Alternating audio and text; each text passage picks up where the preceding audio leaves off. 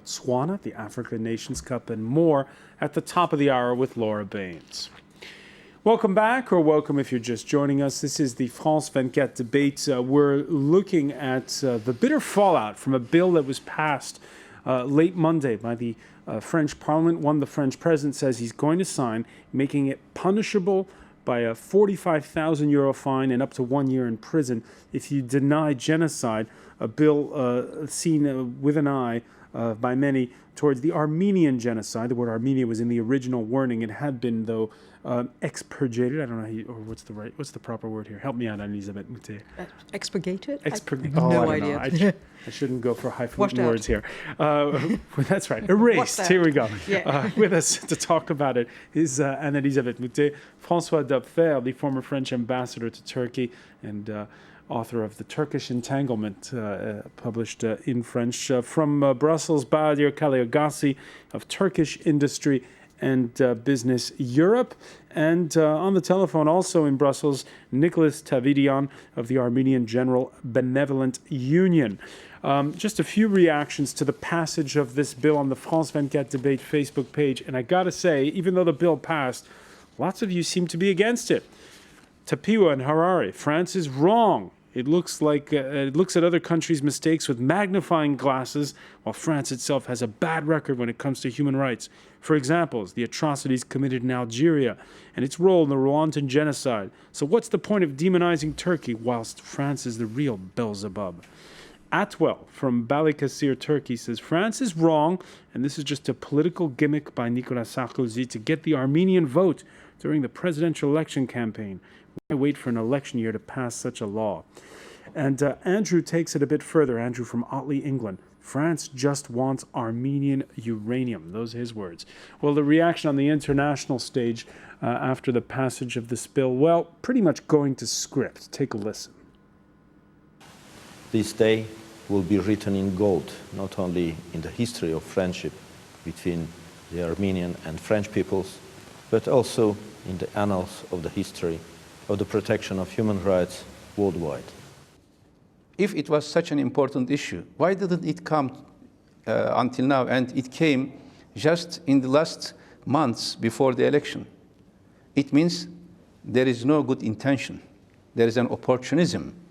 And unfortunately, the pains of Armenians, Turks, and others being used and being victimized because of a political opportunism.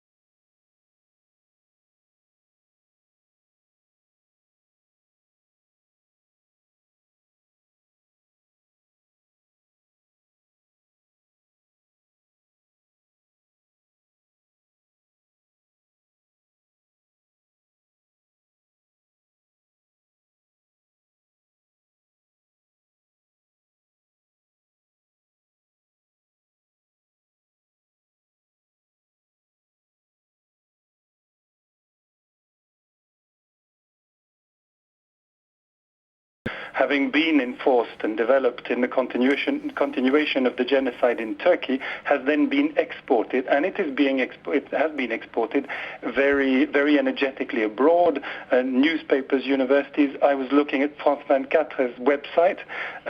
Again, it presents the genocide as the Armenian thesis, and this has been over the last 90 years. This has had a very deep impact that one could illustrate in much greater detail, and I won't do it here. And I think it is very important to make the distinction between repression of or control of freedom of expression and repression of a specific political discourse that has been exported by a foreign state. And just to add just a word on the question of relations between Armenians and Turks, I would like, as Bahadur Kaliagassi talked about this bill not helping people who are trying to mend relations between Armenians and Turks. I'm one of the people, and I would like to emphasize that has been working very hard to do that, both between Armenia and Turkey and between the Armenian diaspora and the people from Turkey. Many other Armenians, many Turks, and I think we should spare a thought for them. And I'm not convinced that this kind of bill doesn't actually help them by keeping the issue on the agenda. If we hadn't, this is the most high-profile angle of the Armenian-Turkey relationship, and this is the issue.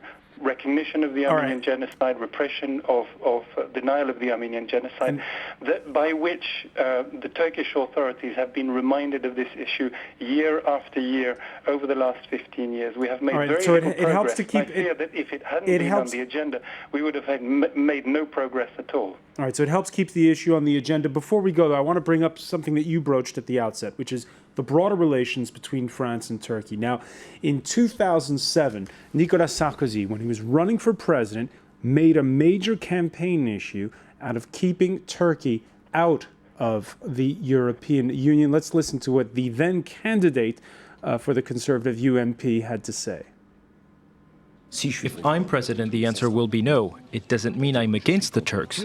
I have suggested the idea of a union for the Mediterranean to integrate Turkey as we founded a Union of Europe 60 years ago. I'm too attached to the idea of a political Europe and to the EU to accept an unlimited expansion which will lead to the destruction of Europe. François Picard, why did Nicolas Sarkozy make this so much of a mantra of his campaign in 2007? He has probably personal convictions or ideas, but to me it looks that if we want to strengthen the EU in the long run, not next year or in 2 or 5 years, but in the long run, we will need the contribution of the biggest country outside of the EU, which is Turkey. So let Turkey into the EU. And Elisabeth Moutet, your thoughts on why Nicolas Sarkozy made this an issue when, as you say, most people are quite indifferent to Turkey in this country up to then? I think that he made the issue because he knew that was an issue that his voters believed in. But I also think that his opinion is that Turkey is not a European country. It is a country that is far from being at the economic level of the EU. It has a large population in Asia Minor who would be coming to Europe at a time when we have unemployment and not so many jobs, and who are not so well trained as the elites in Istanbul, who have no reason to. A vote grab to the National Front, since National Front, since we're talking about voters who are Turks, people from Turkey being Muslim. Was this part of the idea? That's what some people accused. What Sarkozy said was that Europe didn't have a vocation to have a border with Iraq. That it was not part of Europe, but that we should have the preferred nation agreements with Turkey. But it was not. It didn't have that. But just in terms of economics, look at the difficulties we have now assimilating workers from Eastern Europe who are part of the EU. So far, I think the opinion was that Turkey was a luxury that the EU could not afford. All right, and we'll pick up on this point, I hope, soon. Unfortunately, we're out of time, but I want to thank Bahadur Kaliagassi for being with us from Brussels. I also want to thank Nicolas Tavidian for being in Brussels, and Elisabeth Moutet and François Picard for being with us. And thank you for being with us here in the France 24 debate. Stay with us. Coming up next, it's time for business. Catherine Nicholson will be with you.